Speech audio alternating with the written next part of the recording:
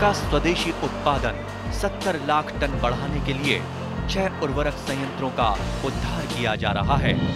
FCIL के गोरखपुर, सिंदरी, तलचर और रामागुंडम संयंत्र, HFCL की बरौनी इकाई और BVFCL की नामरू फोर्थ। सोने पर सुहागा ये है कि देश में अब बनेगा सिर्फ नीम लेपित यूरिया, क्योंकि इससे होगा किसानों का फायदा ही फायदा। अनाज का उत्पादन 10% तक बढ़ेगा। बढ़ेगी 10 से 15% नाइट्रोजन क्षमता।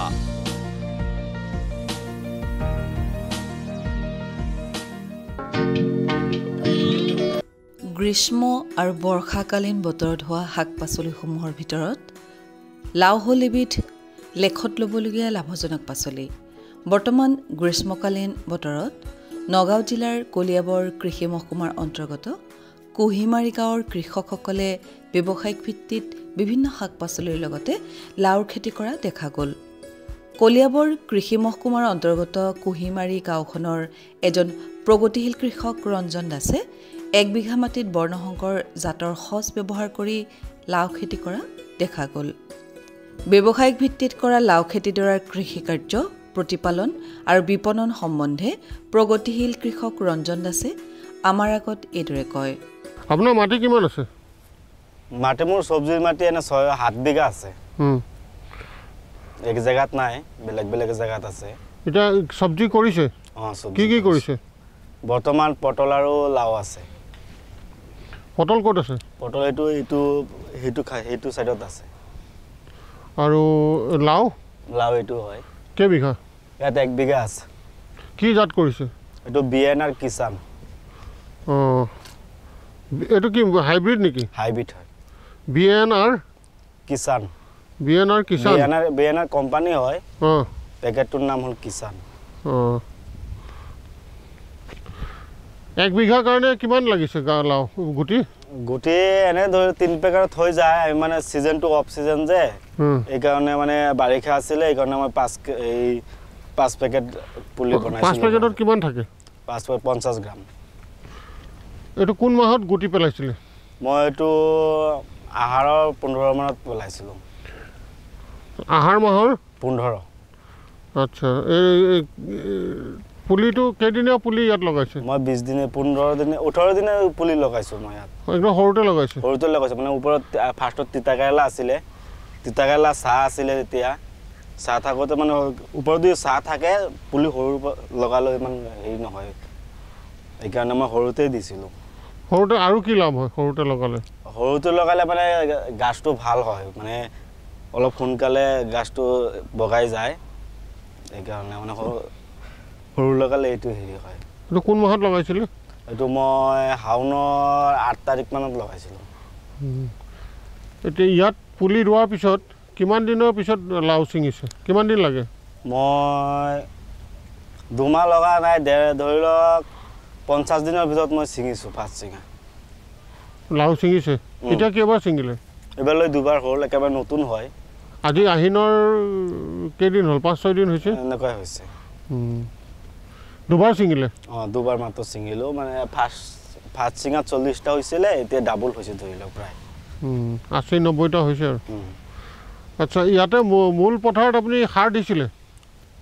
লাভত মই ফাৰ্ষ্টত কৰিছিলোঁ তিতাকেৰেলা, তেতিয়া মই এইটো হেণ্ডেলি বনালোঁ, টোটেল খৰচ কৰিলোঁ। তিতাকেৰেলা মই মালচিং পদ্ধতিৰে কৰিছিলোঁ। মালচিং কৰিছিলোঁ? মালচিঙত কৰিছিলোঁ। মালচিং কৰাৰ পিছত তিতাকেৰেলা যেতিয়া মানে আদায় সৰু হৈছিলে, তেতিয়া মানে মই লাওৰ গুটিটো দিছিলোঁ। তেতিয়া লাওৰ কাৰণে মই নতুনকৈ খৰচ আৰু একো কৰা নাই, খালি মই জাষ্ট গুটিটো দিছোঁ আৰু কিবা এটা দাৱাই দিছোঁ, খালি অলপ সাৰ দিছোঁ। এতিয়া খৰচ কৰিম অলপ, লাও লাগি আছে, এতিয়া ট্ৰিটমেণ্ট কৰিবই লাগিব। কিবা বেমাৰ আজাৰ লাগিছে নেকি? বেমাৰ আজাৰ লাওত এটা দুটা গছত পায়েই, সেইটো মানে আমি হেণ্ডেলত উঠাৰ লগে লগে গম পাই যাওঁ। পোক এতিয়া লগা নাই। পোকৰ কাৰণে মেডিচিন মাৰি আছোঁ সপ্তাহত 2 বাৰ। ইয়াত লাওৰ চাহিদা কেনেকুৱা বজাৰত? এতিয়া বৰ্তমান ভালেই আছে। এতিয়া অফ চিজন, বেলেগ ইমান মাল নাই বজাৰত। এইটো মই ফাৰ্ষ্ট নিছোঁ, ফাৰ্ষ্টৰ দিনাখন 25 টকা বেচিছোঁ। 2 দিন মাজত গেপ গৈছে, আজি নিছোঁ, আজি 35 টকা বেচিছোঁ। এটাত পিছত ক'ত বেচে? এইটো চুলুং হয় মাৰ্কেট আছে ইয়াত এইটো পাইকাৰী পাইছো পাইকাৰী তো খুচুৰাটো আৰু দাম হ'ব খুচুৰা 50 টকা বেছি আছে লাও খেতিৰ বাবে ওখ ৰ'দ খাই বালিচহীয়া পলসুৱা মাটি বৰ উত্তম অৱশ্যে বাৰিষা সহজে পানী ওলাই যাব পৰা পলসুৱা মাটিটো ইয়াৰ খেতি ভাল হয় লাওৰ অধিক উৎপাদনক্ষম উন্নত জাতৰ সজবোৰ হৈছে এনে ধৰণৰ পুছা সামাৰ পলিফিক লং পুছা সামাৰ পলিফিক ৰাউণ্ড পুছা মেঘদূত পুছা মঞ্জুৰী ইত্যাদি ইয়াৰ বাহিৰেও উন্নত মানদণ্ডৰ থলুৱা জাতৰ দীঘলীয়া ঘূৰণীয়া থপকা ইত্যাদি সচো ব্যৱহাৰ কৰা দেখা যায় ইয়াৰ উপৰিও আজিকালি বহু প্ৰগতিশীল কৃষকে বজাৰত সহজতে উপলব্ধ হাইব্ৰিড বা বৰ্ণসংকৰ জাতৰ সচ ব্যৱহাৰ কৰিও লাও খেতি কৰা দেখা যায় লাও খেতিৰ পৰা অধিক উৎপাদন পাবলৈ হ'লে অনুমোদিত পৰিমাণত জৈৱিক আৰু ৰাসায়নিক সাৰ দুয়োটা সাৰেই প্ৰয়োগ কৰিব লাগে প্ৰতি বিঘা লাও খেতি কৰা মাটিত প্ৰয়োগ কৰিবলগীয়া জৈৱিক আৰু ৰাসায়নিক সাৰৰ পৰিমাণ হ'ল এনে ধৰণৰ গোবৰ বা পচন সাৰ 2.5 মেট্ৰিক টন ইউৰিয়া সাৰ 14 কিলোগ্ৰাম একক super phosphate 32 kilogram muriate of potash 10 kilogram বসন্তকালত চপাব পৰা জাতিলাওৰ বাবে বীজৰ পৰিমাণ হৈছে বিঘাই প্ৰতি 600 গ্ৰামৰ পৰা 700 গ্ৰাম কিন্তু গ্ৰীষ্মকালত চপাবৰ বাবে কৰা লাও খেতিৰ বীজৰ পৰিমাণ হৈছে 300 গ্ৰামৰ পৰা 400 গ্ৰাম লাও খেতিৰ বাবে বছৰি কৰা মাটিডোখৰ হালকুৰ মাৰি ময়াই সমান কৰি বীজ সিঁচিব লাগে জাতিলাওৰ বীজ 1.5 মিটাৰৰ পৰা 2 মিটাৰ প্ৰতিটো শাৰীৰ ব্যৱধানত একোটা সৰু ভেটি কৰি বীজ সিঁচিব লাগে বীজ সিঁচাৰ সময় হৈছে মাৰ্চ এপ্ৰিল আৰু অক্টোবৰ নৱেম্বৰ মাহ জাতিলাওৰ গছ লতাজাতীয় হোৱাৰ বাবে গছবোৰ বগাবলৈ বাঁহৰ জেং পুতি দিব লাগে বা বাঁহৰ চাং সাজি দিব লাগে অতি খৰাং বতৰত গছৰ গুৰিত 7 পৰা 8 দিনৰ ব্যৱধানত পানীৰ যোগান ধৰিব লাগে লাওজাতীয় শাক-পাচলিবোৰ লতা গছ হোৱাৰ বাবে আৰু একে গোত্ৰত থকাৰ বাবে ইহতৰ খেতি কৰা পদ্ধতিসমূহ আৰু সমস্যাবোৰ একে লাও খেতিৰ উন্নত কৃষি পদ্ধতি সাৰ প্ৰয়োগ আৰু প্ৰতিপালন সম্বন্ধে কলিয়াবৰ মহকুমা কৃষি বিভাগৰ এজন সহকাৰী কৃষি পৰিদৰ্শক গোপাল শৰ্মাই আমাক এইদৰে জানিবলৈ দিয়ে লাও খেতি কৰিবলৈ হ'লে ওখ পানী জমা নোহোৱা বালিচহীয়া পলসুৱা মাটিৰ আৱশ্যক হয় এবিঘা মাটিৰ কাৰণে আপোনাৰ 3 পৰা 4 পেকেট ধৰক 10 গ্ৰামকৈ 40 পেকেট বাৰিষাৰ কাৰণে 40 পেকেটৰ প্ৰয়োজন হয় 4 পেকেট 40 গ্ৰাম হয় 40 গ্ৰাম আপোনাৰ এবিঘা খেতিৰ কঠীয়াতলিত প্ৰথমতে তেওঁলোকে আজিকালি ন্যূনতম ট্ৰেত পায় কোকোপিটৰ ট্ৰে পায় ট্ৰেত পচাই লয় প্ৰায় 25-30 দিনীয়া পুলি যেতিয়া হয় তেতিয়া তেওঁলোকে আনি মূল পথাৰৰ আগতীয়াকৈ হাল চাল বাই কোৰ মাৰি মাটিখিনি সমান কৰি আপোনাৰ প্ৰতি বিঘাত পচন সাৰ 2-3 টেলৰ ট্ৰেক্টৰৰ 4 টেলৰ পচন সাৰ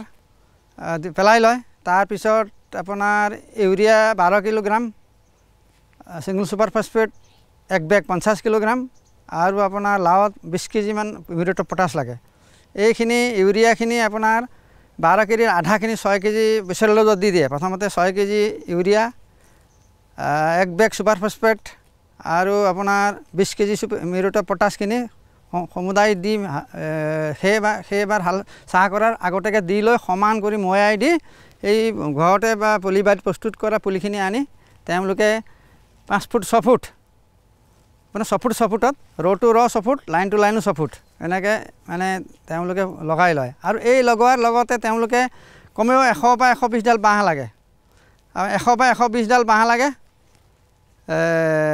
চাং এনেকৈ চাং চিষ্টেমত তেওঁলোকে মানে চাং দি লয় চাঙতহে সেই লাওটো বগাই যায় মানে তাৰপিছত লগোৱাৰ আপোনাৰ 1.5 মাহ প্ৰায় 2 মাহৰ পৰা ফুল আহে 1.5 মাহৰ পৰা ফুল আহে 2 মাহ তেওঁলোকে ছিঙিব পাৰে আৰু পোক পৰুৱা বেছি নহয় আপোনাৰ এফিড জাতীয় কিবা এফিড জাতীয় হয় সেইখিনিৰ কাৰণে এণ্ডোচালফান বা আপোনালোকৰ মেলাথিয়ান 50 EC ৰগৰ স্প্ৰে কৰে মাজে সময়ে ছিঙি লৈ ছিঙাৰ পিছতে তেওঁলোকে সন্ধিয়া সময় স্প্ৰে কৰে পোক পৰুৱা ইমান উপদ্ৰৱ নহয় মাজে সময়ে দেখিছে যে জীপ আছে নাই পানী আছে নাই জীপ নাথাকিলে তেওঁলোকে ওচৰতে মেচিনৰ সুবিধা আছে মেচিনৰ পাইপ দি তেওঁলোকে সপ্তাহত বৰষুণ নিদিলে সপ্তাহ এবাৰকৈ পানী দিয়ে যিমান পানী দিয়ে লাও তিমান তেওঁলোকে দ্ৰুতগতিত বৃদ্ধি পায় আপোনাৰ লাও খেতি এনে 4 মাহ তেওঁলোকে অলপ যত্ন কৰিলে আৰু 2 মাহ বঢ়াই দিব পাৰি বজাৰৰ চাহিদা অনুসাৰে তেওঁলোকে অলপ প্ৰতিপালন কৰে পৰিচৰ্যা কৰে সাৰ চাৰ আকৌ দিয়ে পানী দিয়ে ঔষধ চকুত আপোনাৰ ভিটামিনবিলাক স্প্ৰে কৰে এনেকৈ যদি কৰে আকৌ 2 মাহ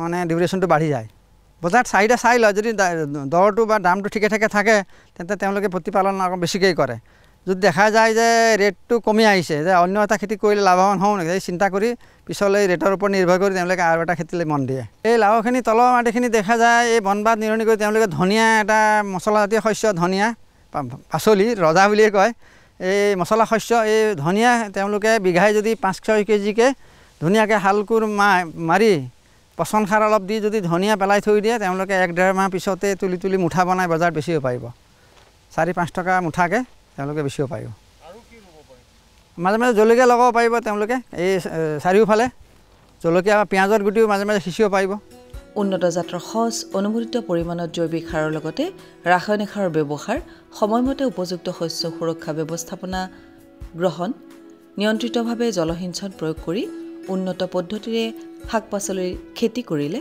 কৃষকসকল অধিক লাভৱান হ'ব পাৰিব কৃষিজাত শস্যসমূহৰ ভিতৰত ধান হ'ল এবিধ অতি লাগতিয়াল আৰু প্ৰধান শস্য জনসংখ্যাৰ বৃদ্ধিৰ লগে লগে ৰাজ্যখনৰ আন শস্যৰ লগতে ধানৰ চাহিদা বৃদ্ধি পাইছে গতিকে বিভিন্ন খাদ্যশস্যৰ লগতে ধানৰ উৎপাদন বৃদ্ধিৰ ক্ষেত্ৰতো গুৰুত্ব প্ৰদান কৰিব লাগিব এই ক্ষেত্ৰত সফল হ'বলৈ হ'লে উদ্ভাৱিত নতুন প্ৰযুক্তিসমূহ কৃষি ক্ষেত্ৰখনত প্ৰয়োগ কৰিব লাগিব অধিক উৎপাদন লাভ কৰাৰ এটা প্ৰধান আহিলা হ'ল অধিক উৎপাদনক্ষম জাতৰ প্ৰমাণিত আৰু মূল বীজৰ ব্যৱহাৰ অনুমোদিত অধিক উৎপাদনক্ষম জাতৰ প্ৰমাণিত বীজ বা কঠীয়া ব্যৱহাৰ কৰিলেহে কৃষকসকলে আশানুৰূপ উৎপাদন পাবলৈ সক্ষম হ'ব ইয়াৰ লগতে অনুমোদিত পৰিমাণৰ জৈৱিক আৰু ৰাসায়নিক সাৰ প্ৰয়োগ নিয়মিত জলসিঞ্চন প্ৰয়োগ আৰু সময়মতে প্ৰয়োজনীয় শস্য সুৰক্ষা ব্যৱস্থা গ্ৰহণ কৰাটো অতিকৈ প্ৰয়োজনীয় বিভিন্ন কৃষিজাত শস্য উৎপাদনৰ ক্ষেত্ৰত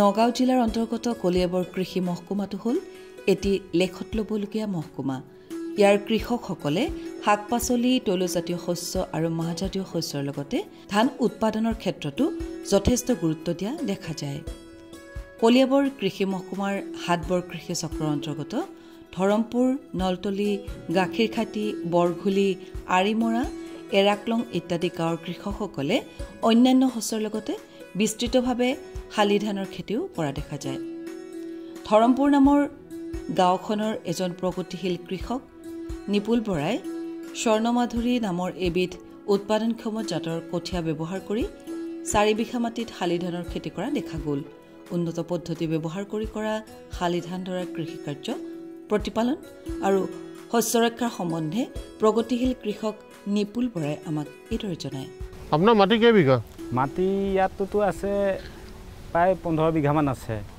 কি খেতি কৰিছে এইফালে তিহু কৰিছোঁ হালধি কৰিছোঁ জিকা কৰিছোঁ তিল কৰিছোঁ এইকণ মাটি লগাইছোঁ আগলে মাটিমাহ আছে ভেন্দি আছে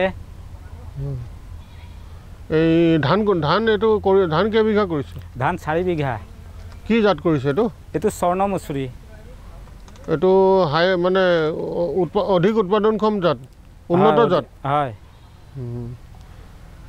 4 বিঘা কৰিছে 4 বিঘা কৰিছোঁ হয় এই বীজটো ক'ৰ পৰা সংগ্ৰহ কৰিছে বীজটো দোকানৰ পৰা আনিছোঁ ওচৰৰ দোকানৰ পৰা কিমান লৈছে এইটো 6 কেজি পেকেট 600 টকা লৈছে 6 কেজি 600 টকা লৈছে ন হয় এই 4 বিঘাত কিমান কেজিকৈ লাগে কঠীয়া বিঘাত 6 কেজিকৈ লাগে তো এইটো মানে 4 পেকেট আনিছে হয় 24 কেজি আগতে কঠীয়াতলিত পাৰি লৈছে এইটো হয় পাৰি লৈছোঁ কেনেকৈ কঠীয়াতলিখন কেনেকৈ প্ৰস্তুত কৰিছিল কওকচোন কঠীয়াতলি আগতে গোবৰ চোবৰ দি থৈছিলোঁ তাৰপিছত হাল বাই পানী দি হাল বাই বোকা কৰি ৰাতিপুৱা বোকা কৰি আবেলি অলপ মাটিটো টান হওঁতে তাৰপিছত কঠীয়া পাৰিছোঁ কঠীয়াবিলাক কি ধৰণে প্ৰস্তুত কৰি লৈছিলে মানে বীজটো শোধন কৰি লৈছিলে হয় বীজটো 2 দিনৰ 3 দিনৰ আগত তিয়াই তাৰ গজালি অনাই লৈছোঁ আগত তাৰপিছত গুটি পেলাইছোঁ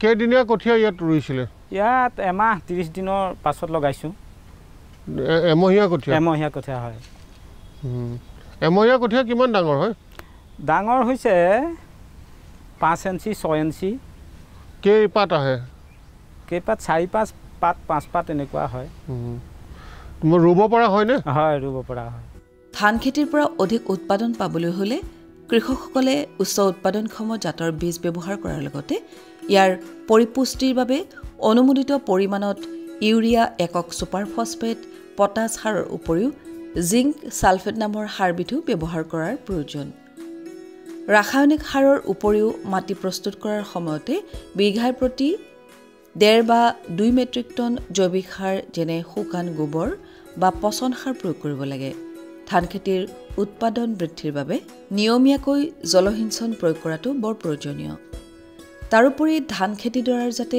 পোক পৰুৱা আৰু বেমাৰ আজাৰে অনিষ্ট কৰিব নোৱাৰে তাৰ বাবেও সময়মতে প্ৰয়োজনীয় শস্য সুৰক্ষা ব্যৱস্থা গ্ৰহণ কৰিব লাগে ধান খেতিৰ উন্নত কৃষি পদ্ধতি সম্পৰ্কে কলিয়াবৰ মহকুমা কৃষি বিভাগৰ এজন সহকাৰী কৃষি পৰিদৰ্শক গোপাল শৰ্মাই আমাক এদৰে অৱগত কৰে ধান আমাৰ পৰম্পৰাগত খাদ্য শস্য আমি ধান খেতি কৰিবই লাগে আৰু এওঁলোকৰ আমাৰ নিপুল বৰাহঁতৰ বিশেষকৈ শালিতলিৰ মাটি কম হোৱাৰ কাৰণে এই ৰবি শস্যৰ মাটিও তেওঁলোকে এই 2 বছৰ ধৰি এই শালি ধান খেতিডৰা কৰি আছে ধুনীয়াকৈ কৰিছে শালি খেতি আপোনাৰ বিঘাই প্ৰতি 6 কেজি উন্নত বীজ পেকেট আজিকালি পেকেট ওলাই বজাৰত HIV পেকেট 6 কেজি প্ৰয়োজন হয় এবিঘা মাটিৰ কাৰণে এইখিনি 4 বিঘা মাটি প্ৰথমতে তেওঁলোকে হাল বাই 5-6 হাল বাই লয় হাল বাই আপোনাৰ মাটিখিনি বোকা দিয়ে যদি বৰষুণৰ পানী নাপায় তেওঁলোকে মেচিন দি পানী যোগান ধৰে লগতে ইউৰিয়া ছুপাৰ পটাছ এই 3 বিধ সাৰ লগতে গোবৰো দিছে তেওঁলোকে 12-18-4 KG urea 18 KG single super phosphate 4 kilogram কঠিয়াতলিটো কেনেকৈ বনায় সেইটো কঠিয়াতলি আপোনাৰ 2.5 মিটাৰ দীঘলে 10 মিটাৰ এনেকৈ মানে জেগা বাছি লয় দীঘলীয়াকৈ তাত কঠিয়াখিনি প্ৰথমতে তিয়াই লয় যিখিনি পেকেটৰ পৰা কঠিয়াখিনি তিয়াই ল'ব 24 ঘণ্টা পটানখিনি পেলাই দি যিখিনি এইখিনি কাঠ পটানখিনি পেলাই যিখিনি ধানখিনি তেওঁলোকে তাতে আৰু কি কৰে মানে বীজ শোধন কৰি লয় আপোনাৰ 1 লিটাৰ পানীত 5 গ্ৰাম লাঠিনাম 45 গুড়ি দি লয় যদি আপোনাৰ 10 কেজি বীজ আছে 10 চামুচ দিব লাগিব সেইখিনি দি সেই টৌ বা ডাঙৰ কেৰাহীত সেই পানীখিনি ভৰাই সেইখিনি গুলি সেই ধানখিনি গোটেইখিনি তিয়াই থৈ দিয়ে 24 ঘণ্টা তাৰপৰা উলিয়াই পানীখিনি পেলাই দিয়ে পেলাই দি পেলাই সেইখিনি আকৌ ঢাকি থৈ দিয়ে বস্তাই 24 ঘণ্টা 24 বা 48 ঘণ্টা ঢাকি দিলে ফুটি উঠিয়ে যায় সেইখিনি আগতে প্ৰস্তুত কৰা বীজতলিত ধুনীয়াকৈ হাল কোৰ বাই ধুনীয়াকৈ চাফা কৰি বোকা দি সমান কৰি লয় সমান কৰি পাৰিলে এৰাতি বোকাটো থাকিব লাগে নহ'লে ধানখিনি তললৈ সোমালে উঠাবলৈ পিছলৈ অসুবিধা হয় এৰাতি যদি থৈ দিয়ে বোকাটো সমানে বহি যায় ওপৰে আলফুলকৈ তেওঁলোকে সেই গজালি হোৱা ধানখিনি বীজতলিত ধুনীয়াকৈ মানে তেওঁলোকে সিঁচি থয় বেছি পানী থাকিলে পানীখিনি উলিয়াই দিয়াৰ ব্যৱস্থা কৰে তাৰপিছত লাহে লাহে পৰ্যবেক্ষণ কৰি থাকে যেতিয়া 25 দিনৰ ভিতৰত বা 1 মাহ হ'ব তেওঁলোকে লাহে লাহে মূল পথাৰ প্ৰস্তুত কৰি মূল পথাৰ হাল চাল বাই 5-6 হাল চাল বাই সমান কৰি তাতে 12-18-4 kilogram urea 18 kilogram single super phosphate আৰু 4 কিলোগ্ৰাম পটাছ তাৰে এই 6 কেজিহে দিয়ে বেচেল ড'জত 6 আপোনাৰ 18-4 এইখিনি মিক্স কৰি গোটেই মূল পথাৰত তেওঁলোকে সিঁচে বাকী 6 কেজি আকৌ পিছত বেচেল ড'জত লগোৱাৰ এমাহ পিছত 3 কেজি এপাচি গোবৰ লগত মিক্স কৰি আকৌ বাকীখিনি আকৌ গেৰ ধৰা সময়ত আকৌ বাকী 3 কেজিৰ লগত এপাচি গোবৰ লগত মিক্স কৰি সেইখিনি সিঁচে উন্নত জাতৰ বীজ অনুমোদিত পৰিমাণৰ জৈৱিক সাৰ ৰাসায়নিক সাৰ সূক্ষ্ম সাৰৰ প্ৰয়োগ প্ৰয়োজনীয় শস্য সুৰক্ষা ব্যৱস্থাৰ প্ৰয়োগ আৰু নিয়মীয়া জলসিঞ্চন ব্যৱস্থাৰ প্ৰয়োগৰ জৰিয়তে ধানৰ খেতি কৰিলে কৃষকসকলে অধিক উৎপাদন লাভ কৰিবলৈ সক্ষম হ'ব আৰু লগতে ৰাজ্যখনৰ ধানৰ উৎপাদন বৃদ্ধিটো সহায়ক হ'ব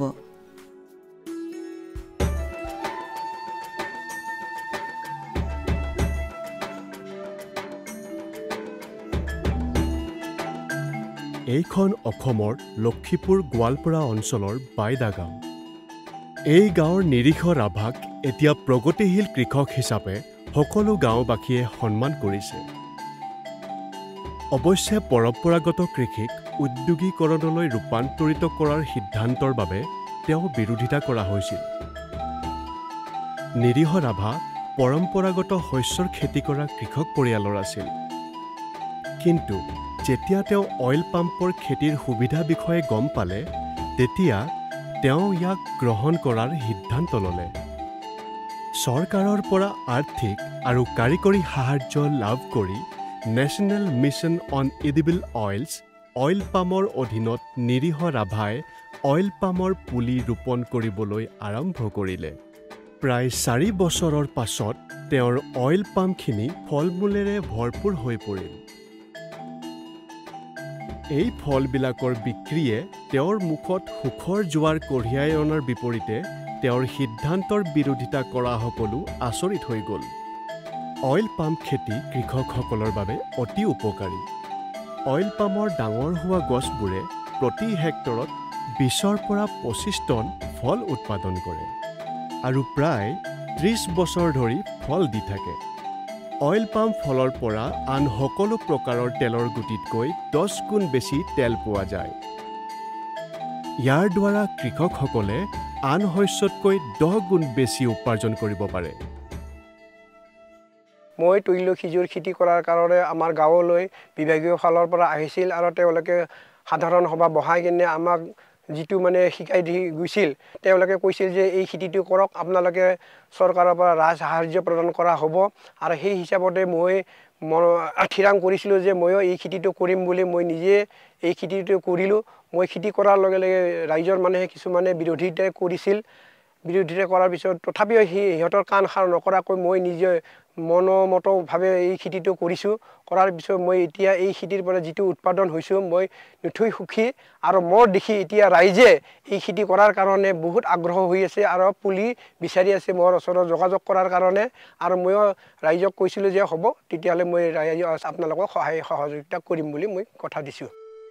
অইল পামৰ ৰোপণৰ সামগ্ৰীৰ বাবে প্ৰতি হেক্টৰত চৰকাৰে 20 পৰা 29,000 টকাৰ সাহায্য প্ৰদান কৰে। ইয়াৰ উপৰিও চৰকাৰে শস্য কৰা আৰু ৰক্ষণাবেক্ষণৰ বাবে প্ৰথম 4 বছৰ প্ৰতি হেক্টৰত 42,000 টকাৰ সাহায্য প্ৰদান কৰে। এই অভিযানৰ অধীনত ড্ৰিপ জলসিঞ্চনৰ বাবে প্ৰতি হেক্টৰত 30,000 টকাৰ অতিৰিক্ত সাহায্য প্ৰদান কৰা হয়। লগতে কৃষকসকলৰ বাবে শস্য চপোৱা মেচিন আৰু ট্ৰেক্টৰ ট্ৰলি ক্ৰয়ৰ বাবে সহায়ৰ ব্যৱস্থা আছে। National mission on edible oils oil পামৰ অধীনত কৃষকসকলক তৈল খেজুৰ ৰোপণৰ সামগ্ৰী, আন্তঃশস্য ব্যৱস্থাপনা, টোপাল জলসিঞ্চন, বিদ্যুৎ, সৌৰশক্তি, ডিজেল চালিত পাম্প ছেট, পুখুৰী, শস্য চপোৱা সঁজুলি আৰু লগতে পুৰণি পুলিসমূহ পুনৰ ৰোপণৰ বাবে ৰাজ সাহায্য প্ৰদান কৰা হয়। ইয়াৰ জৰিয়তে কৃষকসকলক কেঁচুসাৰ টেংকিৰ নিৰ্মাণৰ বাবে আৰু তৈল খেজুৰ সম্বন্ধীয় অন্যান্য যন্ত্ৰপাতি তথা সা সঁজুলি ক্ৰয় কৰিবৰ বাবেও আৰ্থিক সহায় আগবঢ়োৱা হয়। এই অভিযানৰ জৰিয়তে কৃষকসকলক 5 লাখতকৈও অধিক বিত্তীয় সাহায্য প্ৰদান কৰা হয়। অইল পাম খেতিৰ ফলত কৃষকৰ অধিক আয়ৰ সম্ভাৱনা আছে। অইল পাম খেতিৰ পৰা কৃষকসকলে সুস্থিৰ আৰু নিশ্চিতভাৱে উপাৰ্জন লাভ কৰিব পাৰে।